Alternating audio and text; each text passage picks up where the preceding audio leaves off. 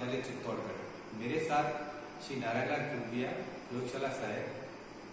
आज अपन applied physics अद्वैत भौतिकी में जो एक प्रैक्टिकल है उसके बारे में बात कर रहे हैं, और वो प्रैक्टिकल है केशिका नली उन्नयन विधि से जल का पृष्ठ तनाव ज्ञात करना। We have to find surface tension of water with the help of capillary rise method. इसमें एक केस स्टडी होती है, इसलिए उस केस स्टडी में जल ऊपर चढ़ता है, तो इसलिए उसे केशिका नली उन्नयन विधि कहते हैं। पृष्ठ तनाव ज्ञात करने के लिए सूत्र है T = RH/dg/2। यहाँ पर T जल का पृष्ठ तनाव है, R केश नली की त्रिज्या है, H केश नली में जहां तक जल चढ़ा है उसकी ऊंचाई है, और G गुरुत्वीय त्वरण का मान है। क्योंकि अपन पृथ्वी सतह पर प्रयोग कर रहे हैं तो गुरुत्वीय त्वरण का मान अपने लिए CGS में रहेगा 980 सेंटीमीटर प्रति सेकंड स्क्वायर। अब प्रेक्षण की ऊपर बात कर लें तो इसमें आप देखेंगे कि D और G अपने पास है। D जल का घनत्व है, जल का घनत्व अपन जानते हैं 1 ग्राम प्रति सेंटीमीटर क्यूब होता है। इसी प्रकार से G गुरुत्वीय त्वरण का मान है, वो भी अपने पास है 980 सेंटीमीटर पर सेकंड स्क्वायर। तो अपने को इस सूत्र में केवल R और H ज्ञात करने हैं। R केश नली की त्रिज्या है और H केश नली में जहां तक जल चढ़ा है उसकी ऊंचाई है। ये दोनों अपन सूक्ष्म रश्मि से ज्ञात करेंगे। अब पानी का ताप सेंटीग्रेड, तो जो अपने लैब है उसका ताप अपन नोट कर लेंगे थर्मामीटर की सहायता से, और उसको यहाँ पर अपन लिखेंगे। ठीक है, पानी जो है उसका टेम्परेचर कर लेंगे लैब के बजाय। ठीक है, दूसरा है सूक्ष्म रश्मि की ऊर्ध्वाधर स्केल का अल्पतमांक। देखिए इस प्रयोग में दोनों स्केल काम आएंगे, ऊर्ध्वाधर स्केल भी काम आएगी और क्षैतिज स्केल भी काम आएगी। तो यहाँ पर अपने को दोनों स्केल का अल्पतमांक लिखना है। अल्पतमांक निकालने का तरीका वही होगा जैसा अपन ने पहले के सूक्ष्म रश्मि प्रयोग में अपन ने किया है। पानी का घनत्व आपको दिया हुआ ही। अब H के लिए फ्रैक्शन सारणी, ऊंचाई H के लिए फ्रैक्शन सारणी। तो यहाँ पर मैं आपको थोड़ा सा चित्र बना करके बता देता हूँ कि किस प्रकार से अपन फ्रैक्शन लेंगे। ठीक है, जैसे ये केस नली होगी और ये बीकर है, और माना कि द्रव यहाँ तक चढ़ा हुआ। ठीक है, अब ये द्रव ये हो गया और कैपिलरी ट्यूब में माना कि इसके साथ एक ऑलपिन अपन लगाएंगे, और वो ऑलपिन की नोक जो है वो इस सतह को, पानी की सतह को टच करती हुई। ठीक है, तो सबसे पहले अपन जो सूक्ष्म रश्मि है उसको, जो क्रॉस वायर, उसको यहाँ फोकस करेंगे। देखिए इमेज उल्टी दिखेगी अपने को, तो ये जो मेनिस्कस है लिक्विड का वो आपको इस प्रकार से दिखाई देगा। तो आपको यहाँ पर जो है क्रॉस वायर फिक्स करना है और आपको फोकसिंग करनी है। ठीक है, ये उल्टा दिखेगा तो इस प्रकार से आपको दिखेगा, इसको आप फोकस करेंगे। ठीक है, फिर बीकर को नीचे हटाते हुए बिना सिस्टम को डिस्टर्ब किए आप जो है बीकर को हटा लीजिए, पानी बैठ जाएगा, कैपिलरी ट्यूब और ये ऑलपिन वाला सिस्टम एज इट इज रहेगा। और फिर अब की बार अपन ऑलपिन की ये जो नोक है उसको फोकस करेंगे। ठीक है, तो इन दोनों का जो अंतर होगा वह अपनी H हो जाएगी। ठीक है, तो एक तो मेनिस्कस का पाठ्यांक लेना है और दूसरा लेना है ऑलपिन की नोक का पाठ्यांक। ठीक है, ये ऑलपिन की नोक है। ठीक है, तो यहाँ एन सर्कल कर देता है उसको दोनों को, ये दोनों अपने को पाठ्यांक ले लेंगे। ठीक है, तो अब देखिए मेनिस्कस का पाठ्यांक जो है जैसा मैंने बताया था, इस मेनिस्कस का पाठ्यांक आपको लेना है। वही तरीका है जैसा माइक्रोस्कोप में पहले अपने लिया है। प्रदान पैमाने का पाठ्यांक, वन्य संपातित चिन्ह इंटू अल्पतमांक, और कुल पाठ्यांक H1 बराबर A1 + C1। इसी प्रकार से ऑलपिन की नोक के पाठ्यांक के लिए भी यही कंसेप्ट रहेगा। तो H2 बराबर हो जाएगा A2 + C2। अब ऊंचाई कितनी होगी, तो H1 और H2 का जो अंतर होगा वह अपनी ऊंचाई होगी। ठीक है, अब दूसरी कैपिलरी ट्यूब अगर अपन काम में लेते हैं तो उस दूसरी कैपिलरी ट्यूब के लिए ये आपको सेम चीज रिपीट करनी है। ठीक है, मेनिस्कस का पाठ्यांक और ऑलपिन की नोक का पाठ्यांक भी उसमें भी आपको लेना है। ये तो यहाँ से तो आ जाएगी H। अब हम लोग केश नली की त्रिज्या के लिए फ्रैक्शन सारणी की बात की, तो केश नली में जहां पर द्रव चढ़ा है वहां से अपन इसको दो टुकड़े करते हैं। जैसे यहाँ मान लीजिए द्रव यहाँ तक चढ़ा है तो इसको अपन तोड़ देंगे और उस केश नली को इस प्रकार से रखेंगे। अब की बार केस स्टडी को इस प्रकार से अपन फोकस करेंगे, तो जो फोकस करेंगे वो स्थिति इस प्रकार की आएगी। ठीक है, अब एक बार क्रॉस वायर को यहाँ फोकस करेंगे और दूसरी बार क्रॉस वायर को यहाँ फोकस करेंगे। ठीक है, ये स्थिति बताई गई है ए और बी में। जब क्रॉस वायर को आपने यहाँ फोकस किया है तो उसका पाठ्यांक जो है माइक्रोस्कोप का वो आप यहाँ लिखेंगे। फिर जब दूसरी बार आप क्रॉस वायर को यहाँ फोकस करेंगे तो इस पाठ्यांक को यहाँ लिखेंगे। ठीक है, इन दोनों का जो अंतर होगा वह आपका क्षैतिज व्यास हो जाएगा, वो यहाँ इन दोनों का अंतर क्षैतिज व्यास वाले कॉलम में आ जाएगा। अब इस समय ऊर्ध्वाधर स्केल नहीं काम में लेकर के आपको क्षैतिज स्केल काम में लेनी है। ठीक है, इसीलिए क्षैतिज स्केल का भी अपने अल्पतमांक लिखा है, हॉरिजॉन्टल स्केल का भी लिस्ट काउंट अपने लिखा है। फिर इसके बाद क्रॉस वायर को यहाँ फोकस करेंगे और फिर यहाँ इन स्थितियों को देखिए आप ये बनाया हुआ भी यहाँ लिखेंगे इसको सी को और फिर ये डी। इन दोनों का जो अंतर होगा वो आपका वर्टिकल व्यास हो जाएगा, ऊर्ध्वाधर व्यास हो जाएगा, वो यहाँ क्षैतिज व्यास ऊर्ध्वाधर व्यास दोनों आपके पास प्राप्त हो गए, उनका माध्य व्यास आप निकाल लेंगे। ठीक है, और जब माध्य व्यास आ जाएगा तो माध्य त्रिज्या आप निकाल लेंगे r बराबर d/2। तो इस प्रकार से r भी हो गया और h भी हो गया, तो r और h के मान वहां अपन रख देंगे। दूसरी दो कैपिलरी ट्यूब से करते हैं तो दूसरी कैपिलरी ट्यूब के लिए h कॉलम में आएगा और r के लिए ये कॉलम भरा जाएगा। ठीक है, दूसरी कैपिलरी ट्यूब के लिए भी आप r और h अलग से निकालेंगे और फिर दोनों अगर दो फ्रैक्शन सेट आपने लिए हैं, दो कैपिलरी ट्यूब से काम किया है तो प्रत्येक कैपिलरी ट्यूब के लिए आप t अलग से निकालेंगे और जब दोनों के लिए प्रस्ताव आपके पास मिल जाएगा तो दोनों प्रस्ताव का फिर माध्य आप निकाल लें और इस प्रकार से अपन माध्य प्रस्ताव निकालने के चलेगा। इस प्रकार से आज अपने यहाँ ये देखा कि किस प्रकार से आपको प्रैक्टिकल करना है।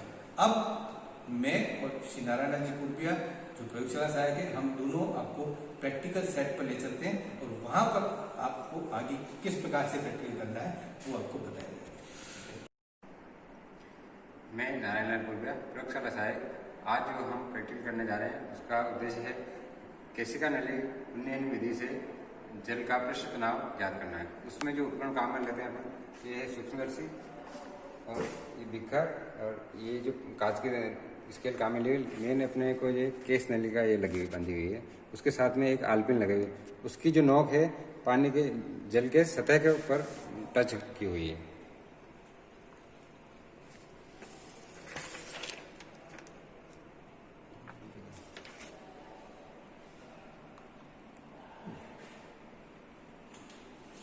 ठीक है, अब अपन रीडिंग लेते हैं। फ्रैक्शन लेने से पहले अपने को एक ये अल्पतमांक निकालना होता है, तो इससे पहले अपन अल्पतमांक देखते हैं इसका।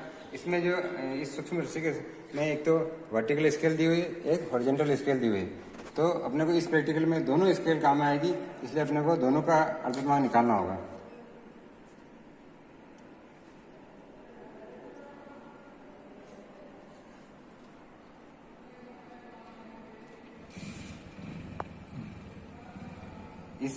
ये रही अपना ये प्रधान पैमाना है, ये वर्नियर पैमाना है।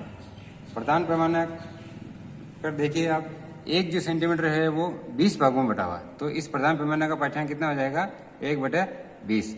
अब ये रहा वर्नियर पैमाना। वर्नियर पैमाने पर कुल कितने भाग है 10, 20, 30, 40, 50 भाग है। ठीक है, तो ये जो संपादित चिन्ह जो आएगा अपना वो इन 50 भाग यानी कि 0 से लेके 49 तक उस बीच में से कोई सा भी एक अपना संपादित चिन्ह होगा। इसी तरह से अल्पतमांक इस हॉरिजॉन्टल स्केल का भी निकालेंगे, तो इसमें भी देखते हैं अपन 1 सेंटीमीटर जो है वो 20 भागों में बटा हुआ है और ये जो वर्नियर पैमाना है वो भी 10, 20, 30, 40, 50 ये भी 50 भागों में बटा हुआ है। तो इसमें भी जो अपना संपादित चिन्ह आएगा वो 0 से लेके 49 तक के बीच में आएगा। अब अपन चलते हैं, फ्रैक्शन लेते हैं, इसको सेट करते हैं। देखिए ये एप्रेटस जो अपन ने सेट किया है, इसमें सबसे पहले जो किया कि ये बीकर और ये यहाँ स्केल के साथ केस नली और आल्पिन दोनों बांधी गई है रबर बैंड की सहायता से। और अब ये माइक्रोस्कोप है, माइक्रोस्कोप से अपन ने इसमें जो केस नली का जो मेनिस्कस है उसको फोकस किया है। ठीक है, और आप इसमें माइक्रोस्कोप में इसको देख सकते हैं।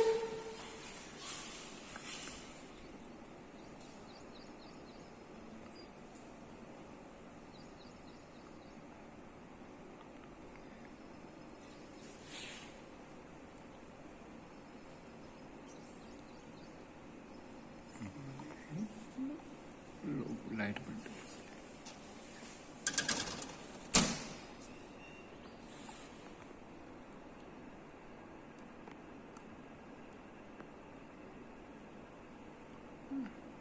चलो। हाँ, इसमें जो केश नली है उसमें द्रव यहाँ पर चढ़ा हुआ है, ठीक है। और इस केश नली में जो जहाँ जितनी ऊंचाई तक जल चढ़ा हुआ है उसको अपन ने सूक्ष्मदर्शी की सहायता से फोकस करना है।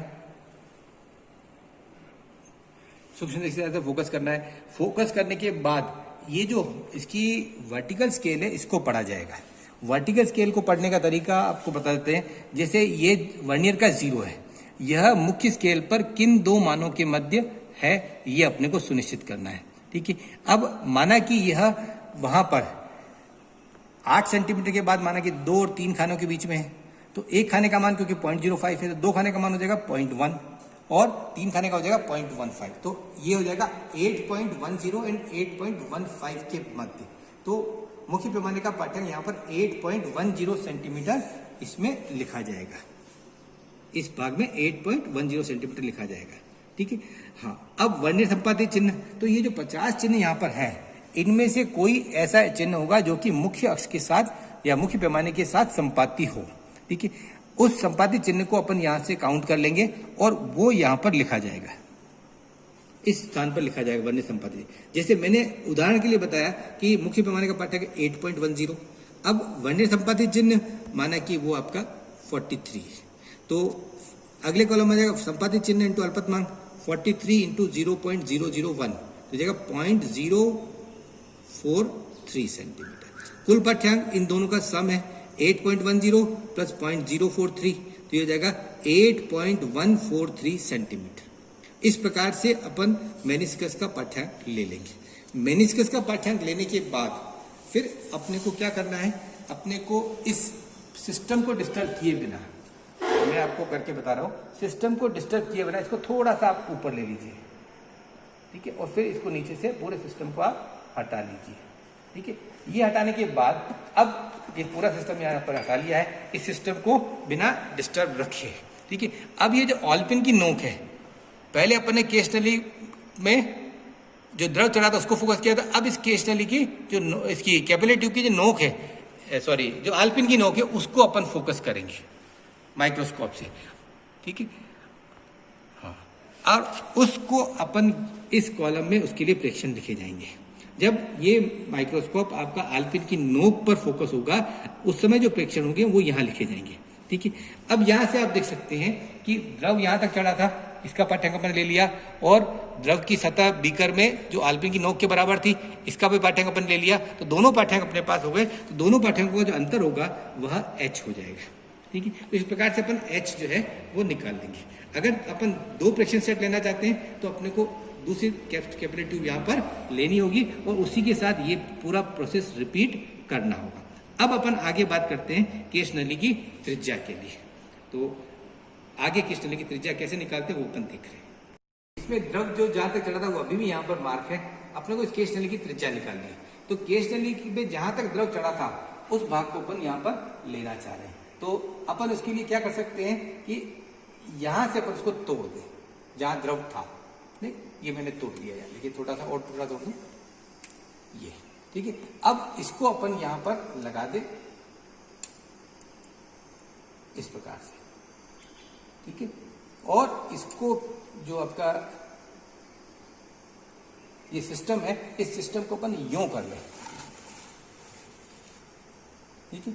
और इसको अपन को इस पर फोकस करना है। अब क्या करना है, अब इस माइक्रोस्कोप को अपन इस पर फोकस करेंगे, ठीक है। ये मैं आपको यहाँ प्रेक्षण सारणी में बता रहा हूं, ये देखिए आप। अब यहाँ पर जो केश नली का जो था पार्ट उसको अपन ने फोकस किया है, ठीक है। केश नली का जो टूटा हुआ पार्ट है जहां तक द्रव चढ़ा था उसका पाठ्यांक अपन को लेना है। अब यहाँ देखिए ये गोला आपको दिखाई देगा माइक्रोस्कोप से, ठीक है। तो एक बार क्रॉस वायर को यहाँ फोकस करेंगे, दूसरी बार क्रॉस वायर को इस स्थान पर फोकस करेंगे। इन दोनों स्थितियों में अपन सूक्ष्मदर्शी की जो हॉरिजॉन्टल स्केल है, ये वाली जो स्केल है इसको काम में लेंगे। पहले यहाँ फोकस किया, फिर इसके बाद उसको यहाँ फोकस किया।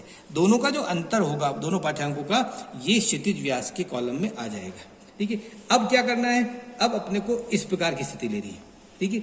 ये जो केश नली का जो भाग है उसका ऊपरी हिस्सा लेना है इस प्रकार से, ठीक है। इस समय जो पाठ्यांक वो यहाँ पढ़ा जाएगा, लेकिन ये ध्यान रखेंगे कि इस समय अपन को कौन सी स्केल पढ़नी है, जो वर्टिकल स्केल है। फिर उसके बाद इस प्रकार से फोकस करेंगे नीचे भाग को। तो इन दोनों रीडिंग का जो अंतर होगा वह आप केस स्टडी के लिए आपके ऊर्ध्वाधर व्यास हो जाएगा। क्षैतिज व्यास निकाल लिया है, ऊर्ध्वाधर व्यास निकाल लिया है, दोनों को जोड़ करके 2 का भाग देंगे तो माध्य व्यास प्राप्त हो जाएगा। माध्य व्यास का फिर आधा करेंगे तो माध्य त्रिज्या प्राप्त हो जाएगी। आर अपने पास है, एच अपन ने निकाल लिया है, डी और जी के मान अपने पास हैं ही। डी का मान 1 ग्राम पर सेंटीमीटर क्यूब है, जी का मान 980 सेंटीमीटर पर सेकंड स्क्वायर है। सारी कैलकुलेशन हम सीजीएस में कर रहे हैं, तो प्रश्न तनाव अपने पास इसमें सीजीएस में आ जाएगा। अपन को गणना करनी है, गणना सूत्र में आर, एच, डी और जी के मान रखने हैं, ठीक है। और इस प्रकार से प्रश्न तनाव अपन ज्ञात कर लेंगे, ठीक है।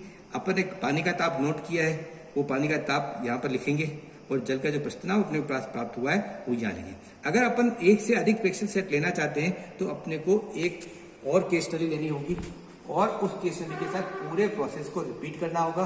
उसी प्रोसेस के अनुसार प्रश्न तनाव निकालेंगे और फिर दोनों प्रश्न तनाव को जोड़ करके माध्य प्रश्न तनाव अपन निकाल लेंगे। तो इस प्रकार से ये प्रयोग अपन यहाँ कर लेंगे। प्रयोग के दौरान जो सावधानियां रखी जानी है वो सावधानियां यहाँ पर वर्णित है।